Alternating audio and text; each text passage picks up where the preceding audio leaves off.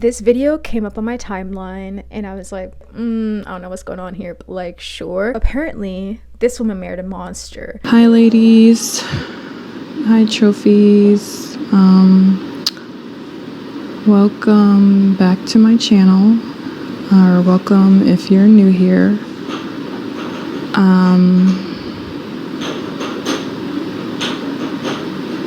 If you hear any noise in the background, that's the new baby.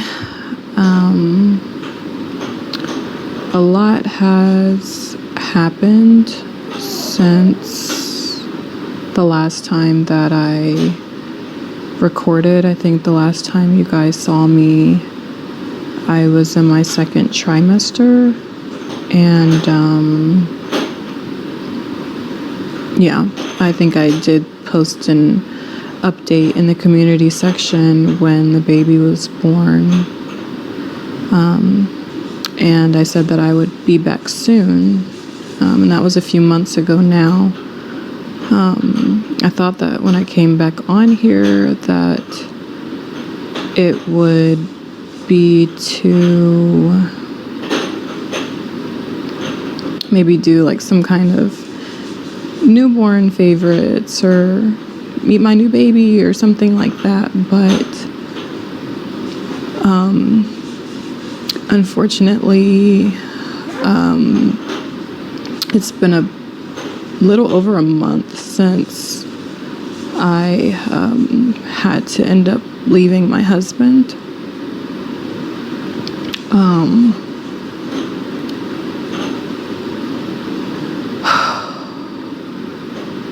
What is the tea? Who is the monster? I honestly don't even really know where to start with this, just because it's just such a hard topic.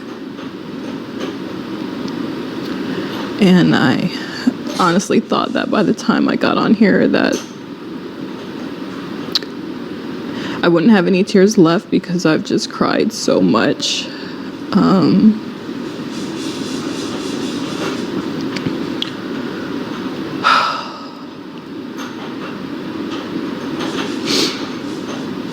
It's like I built this channel and this whole brand around being this man's wife and trying to teach other women how to attract good men and provider men and all these different things. And I truly held my husband, or saw him, as the bar for what every woman should, type of man that, or type of husband that every woman should aspire to have. And I didn't realize that the person I married was actually going to be my biggest nightmare.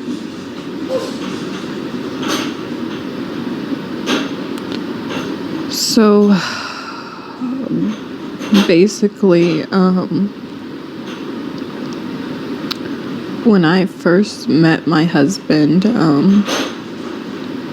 as I've already talked about in another video, I think it was my single mom video, I explained, a little bit about how we met.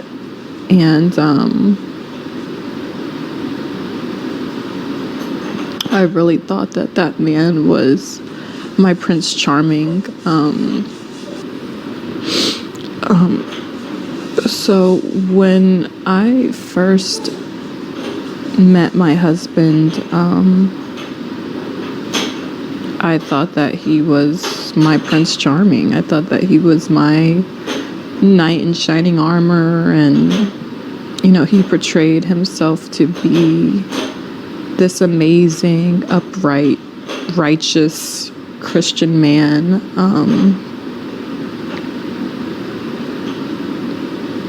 And I believed him.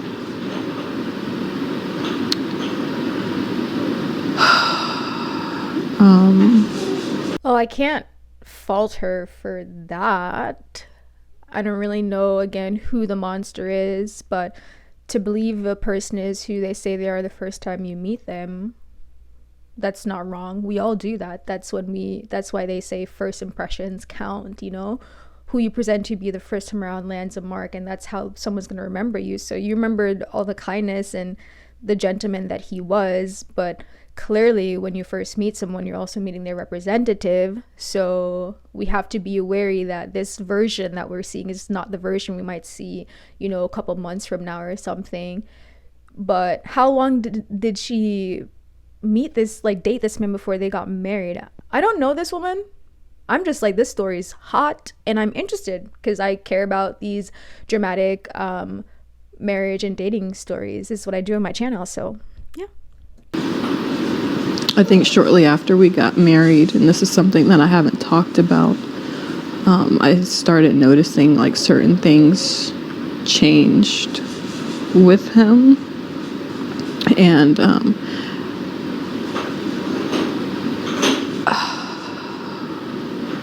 I just started to see a few things that I didn't like, but I honestly thought that some of these were things that I could get past.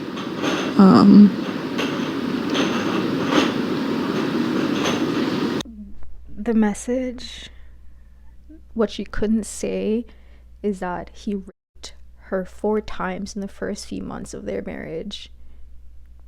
I know some people think that when you're married to someone, this idea of rape doesn't exist because you guys are husband and wife and that's what you sign up for. However, consent matters in every dynamic, in every relationship, okay? So if you guys have a type of marriage where you guys know that if the other person's sleeping, the person says no, you can do yes, okay, that's a contract that you guys agreed to. That's something that you guys consensually entered into. However, if this other person expects you to, you know, wake them up, get consent, that's rape. So if she didn't want him to do what he did, that's rape. Especially if she thought he was a gentleman the whole time. This is 4 girlfriend 4 times. Fudge. It's like sad to even say like I could get past some of these things. I don't even know where to start. 6 weeks ago, I was changing my daughter, my 4-year-old daughter, and I noticed that when I changed her, she was red and very sensitive.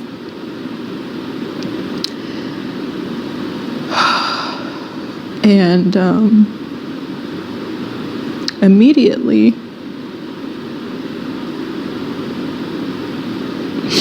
my first thought was, did someone touch her?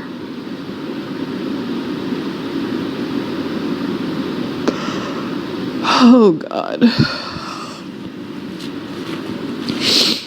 Gosh.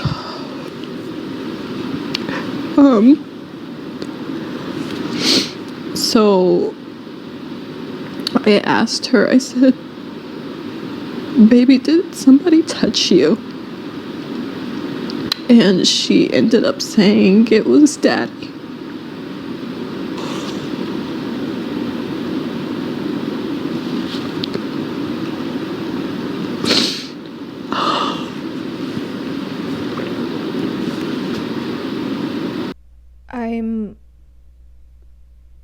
I feel like the best thing to do in a situation like this, like immediately, especially if you've experienced what you've experienced, what she's experienced, having been 4 times by this man, there's no trust, there's no safety in this relationship.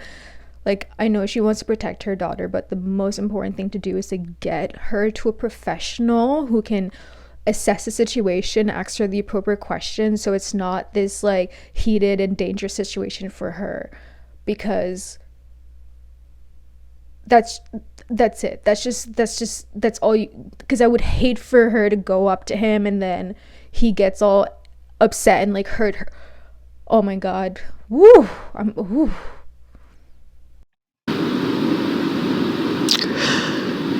I felt like my world ended on that day.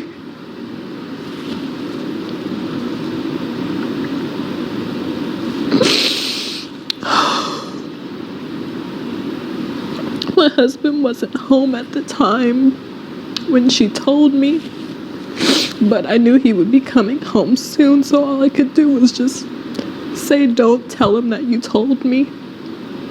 And I just instantly started trying to think of how I could get my kids out of the house, because I knew if I confronted him or asked him about it, that he would just lie, and that he would probably just continue to keep doing stuff to her, but just become more covert or more sneaky or whatever. As soon as my husband got home, he was actually picking up the boys from school, my 2 older boys from school. As soon as he got home, I told him that I was gonna go Halloween shopping with my sister, because I just needed an excuse to get out of the house with all the kids. And I knew if I said something like, "Oh, I'm going to the grocery store," that it would be suspicious. Like, why am I bringing all the kids and like packing things, like things that we would need and things like that. So going Halloween shopping was the best thing I could think of to just hurry up and get the kids out of the house. I'm sorry, I had to get myself together. So when I got to the hospital, they basically told me that we had to go to another hospital because they didn't do physical exams, like that kind of physical exam there. So a police officer escorted the kids and I to another hospital where they were able to evaluate my daughters. A lot of different people go through so many traumatic things, and to be honest with you, I've been through stuff too, and I'm like, I want to tell somebody, I want to tell my experience online, but not to be like, oh, I'm afraid or I'm ashamed, but I just feel like sometimes sharing certain things on the internet is actually not that helpful. You can make an impact in a smaller way by, improving your ability to decipher who these types of people are, because single mothers are vulnerable people, and clearly this man, if everything that's happened is true, is very skilled at what he does, and all this is very manipulative and very conniving and very scary to be a part of. But let's hear more of what she has to say. It ended up coming out that he had actually been touching both of my daughters, who are only 2 and 4 years old.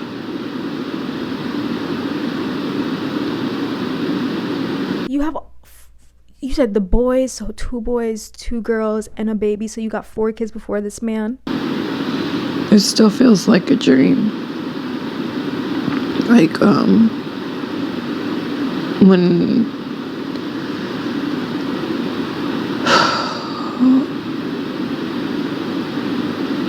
this first happened, I just kept waking up every day and just hoping that this was a dream. Because it's literally my worst nightmare. It's my worst nightmare. I myself am a product of RAPE. That's how I came to be.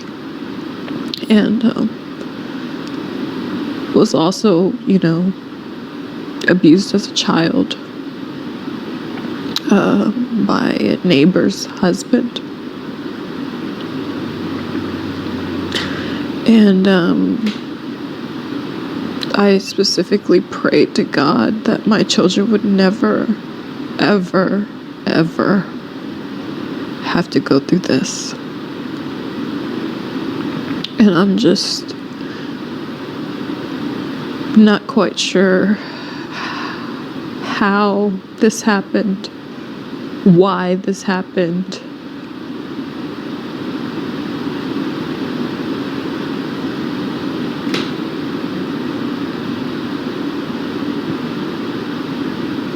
I just don't know how he was able to get away with it and so sneaky, because with my own trauma, I watch my kids like a hawk.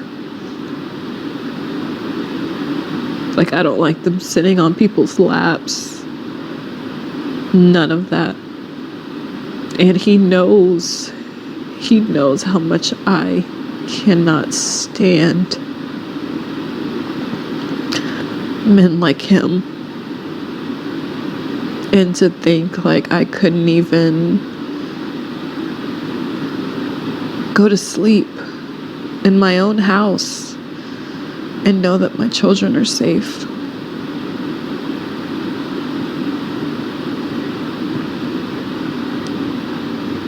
Just by me going to sleep, my children were left unprotected.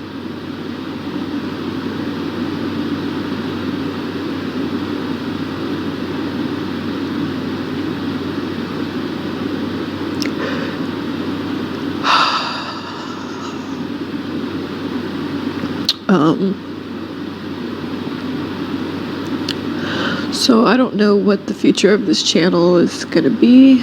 I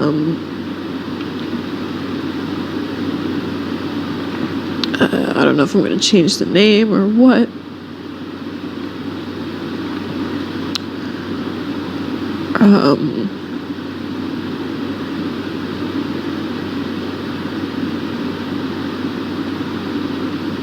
Yeah.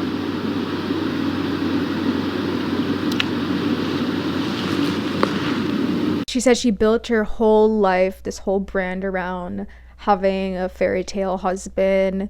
Now she's saying that basically it's because she slept while this happened to her kids. People who share their lives online, myself included, are very interesting people. We're very brave people because no one asks for this, but there's something about just being a human where we're so interested by other people, how other people are living their lives, and I think it's a great thing. I love watching other people's lives for the positiveness of it that it brings to my life. Whenever negative things like this happen to people, it makes me sad and also reminds me that at the end of the day, you have to be safe in all these situations. You can't put your trust in one person because, oh, you think it's all that. Like, even my parents, I give them a little side eye sometimes. I'm like, because sometimes the people who you love really hurt you. The people you think are going to be there for you who really hurt you. And I'm very sorry this happened to this woman, but I mean, was it a one-time thing? She said that she usually watches her kids like a hawk. She's seen this thing happen to both the kids. That it happened the same. I don't want to talk about this no longer because it's actually making me very uncomfortable, and I can't talk about it any longer. But you can't tell certain people your story because you're literally giving them access to everything to hurt you, which is why I'm actually a big believer at this point in my life that, listen, like what I've been through in my past and my past relationships, I'm not going to be sharing that with like my next partner just for the tea of it. No. Or like with friends or like new people. No, none of your business. It already happened. Let's form new memories. I wish her the best, and this is another reason why we shouldn't glamorize other people's lives online on social media, because social media is not a real place. And I think the point of social media is for people to intentionally glamorize their lives and even glamorize their pain, their struggles, the positive and the bad, because she got all glammed up to tell us this story. And again, it's a traumatic thing, but what am I supposed to do? What are you supposed to do? We don't know what to do. I just wish her the best of luck, and that can't do too much, but